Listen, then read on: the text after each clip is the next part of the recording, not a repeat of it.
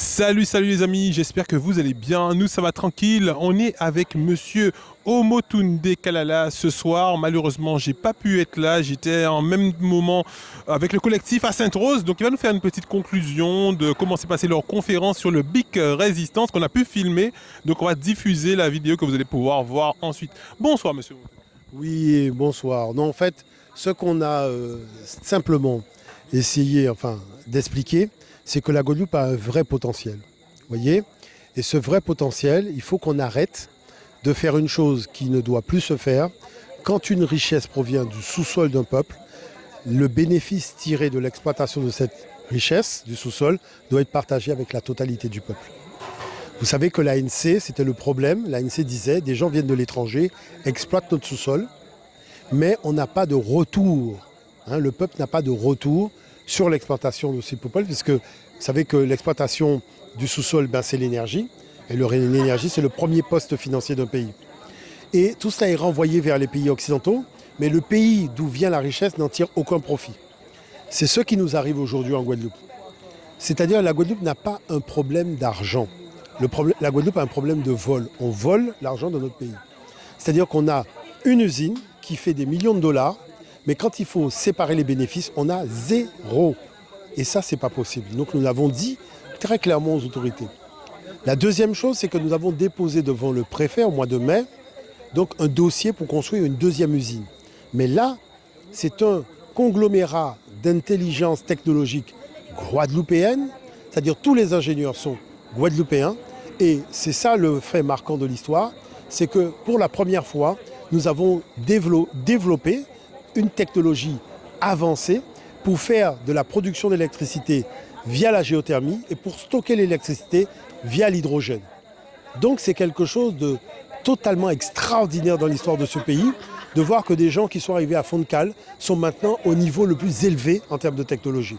Maintenant, ce que nous avons demandé, c'est le droit de forêt. Le droit de forêt, tout simplement, on n'a pas demandé d'argent, puisque vraiment, il y a des investisseurs étrangers, il y a le droit international qui demande à ce que la production d'énergie verte soit financée sur le plan mondial. Donc à partir de là, nous, on a une production, par exemple, d'hydrogène qui provient de la géothermie haute enthalpie, qui est de l'énergie verte. On n'est pas dans le cas d'un certain nombre de pays européens qui veulent faire de l'hydrogène à partir de l'uranium. Nous ne sommes pas dans ce cas-là. Voyez? Donc qui fait que à partir du moment où on va extraire donc à la fois cette chaleur qui nous permettra de faire de l'électricité et pouvoir produire de l'hydrogène pour stocker l'électricité, nous aurons la possibilité de subvenir aux besoins de la totalité du peuple guadeloupéen. Et ça, il faut le comprendre. Comment? Premièrement, en développant des activités économiques spécifiques à des zones, donc telles que le village artisanal ou le data center et d'autres choses, mais aussi de faire en sorte que sur la problématique des revenus, donc vous savez qu'il y a certaines personnes en situation donc, de pauvreté, leur donner un budget qui manque, mais valorisable que dans des activités qui sont du ressort des Guadeloupéens, telles que la pêche, l'élevage, l'agriculture.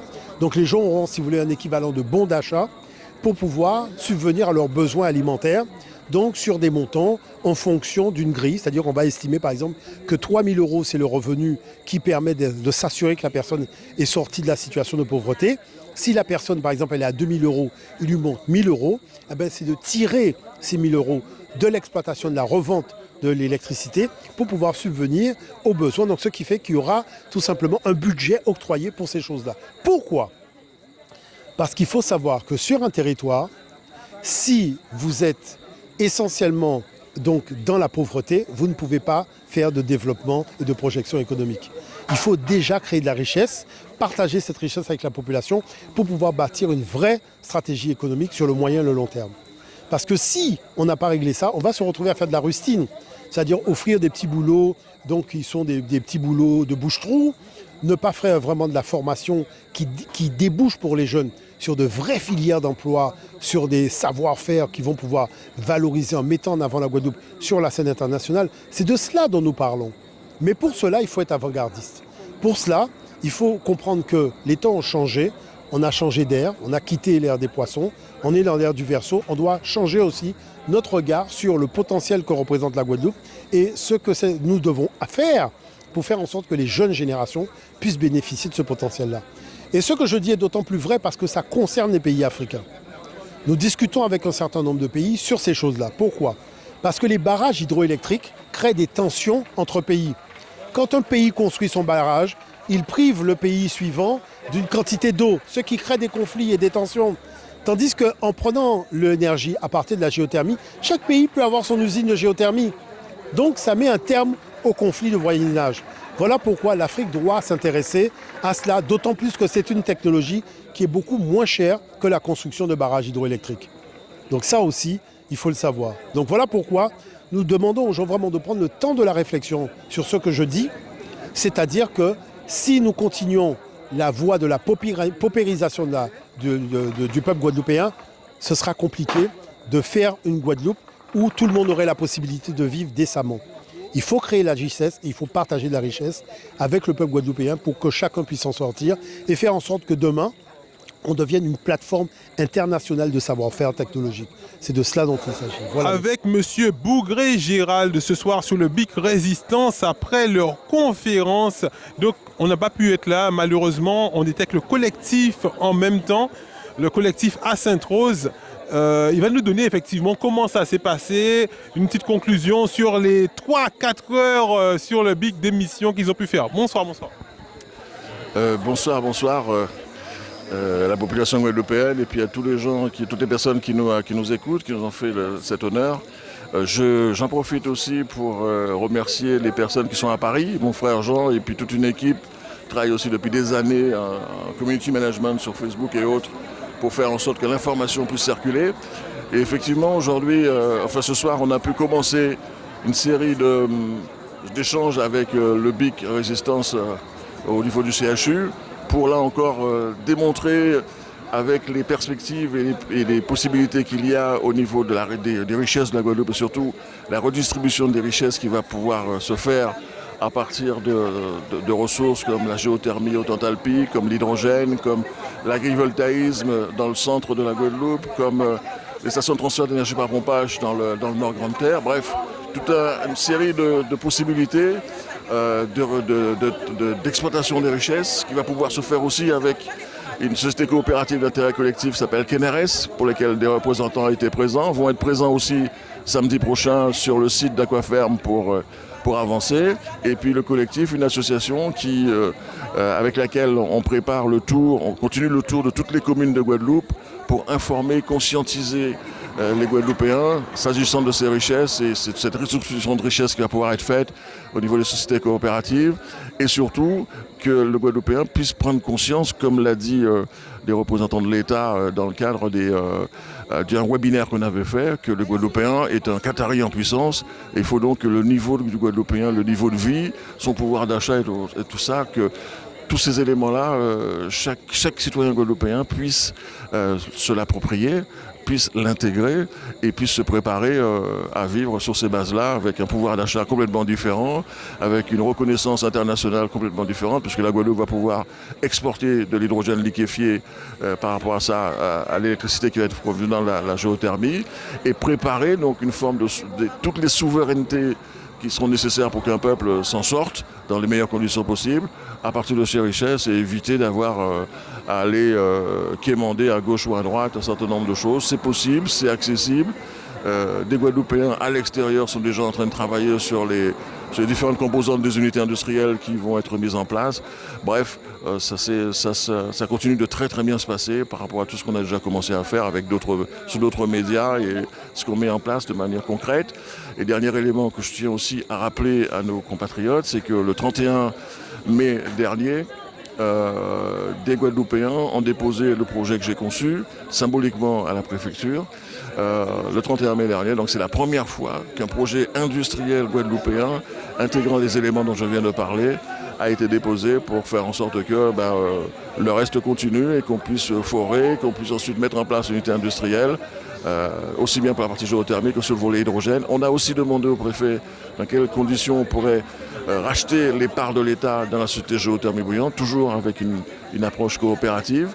Et on attend maintenant la réponse du préfet et ce qui va venir après.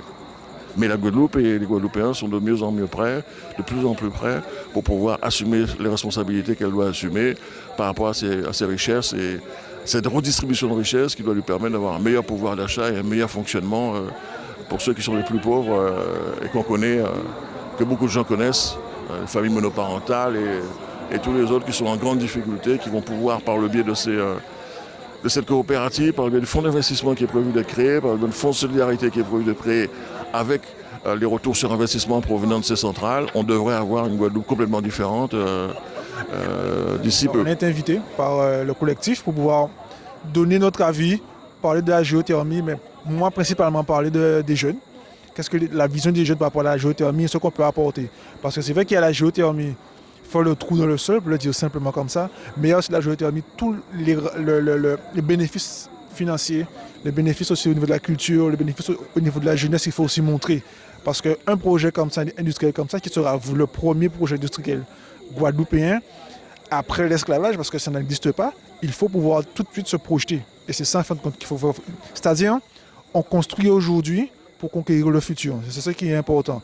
Et dans toutes les activités, c'est ce qu'il faut faire comprendre aux jeunes. C'est-à-dire qu'aujourd'hui, on est la pièce essentielle de demain. Tous les grands chefs de ce monde aujourd'hui ont 40 ans, 50 ans, 60 ans. Mais ils ont commencé à 20 ans, 30 ans. Donc c'est ça en fait qu'il faut dire aux jeunes. Mais ce qu'il faut dire quand même, c'est que moi je le constate en étant étudiant à l'Institut d'Histoire à Niger. Depuis 5 ans quand même, il y a de plus en plus de jeunes qui se lancent dans des projets, qui n'ont pas peur de franchir cette étape. Et la phrase qu'on disait avant, qu'emploi annexe, qu'emploi chien, ça n'existe plus. Parce que maintenant, des jeunes se mettent ensemble, des jeunes font des choses, des activités qui ont du sens pour eux et pour la population. Et c'est vraiment ce qui est important. Donc en résumé, c'est ça. C'est faire comprendre que, comme je l'ai dit, il y a un témoin à prendre, il faut pouvoir le prendre, ce témoin, et après, toi aussi, être conscient que tu vas aussi le donner à quelqu'un d'autre. Mais pour ça, il faut changer de paradigme. Soit tu prends la pilule bleue, tu restes dans le monde dans lequel tu es, soit tu prends la pilule rouge et tu changes. Et bon, mais moi, je t'invite à prendre la pilule rouge, bien sûr, pour pouvoir changer. Voilà, tout simplement. Alors justement, c'est vrai que c'est la question que j'allais te poser parce que tu nous dis oui pour les jeunes. Pourtant, on sent que tu es quand même très jeune et tu es très impliqué. Donc ça fait combien de temps que tu es sur le projet avec le groupe? Alors, ça fait combien de temps? Ça fait 7 milliards d'années. C'est-à-dire que l'être humain existe depuis 7 milliards d'années, donc on a un cerveau. Donc tout ce qui est les péripéties historiques qu'on a subi, esclavage et autres, oui, mais dans l'histoire de l'humanité, ce n'est rien. On était déjà grands, des rois, des reines avant, des civilisations avant. Donc, ce qu'il faut comprendre, donc, ça fait 7 milliards d'années. C'est pour ça que je le dis tout le temps comme ça, parce qu'il faut bien comprendre. Après, effectivement, ça fait depuis, on va dire, 5 ans que je suis à l'Institut d'Histoire à Niger, que je m'instruis, que je suis des cours. D'ailleurs, ça vous intéresse, il n'y a aucun souci. On peut aussi vous mettre en contact avec moi, M. Motunde, pour suivre les cours, parce que c'est très enrichissant. Mais ce qu'il faut comprendre, c'est que chacun est un militant, chacun est un engagé chez soi en faisant des petites actions, de grandes actions. C'est-à-dire, il n'y a pas de grandes actions, voilà, il n'y a pas de petites actions. Tout est grand, tout est petit. Le macrocosme, le microcosme, c'est pareil.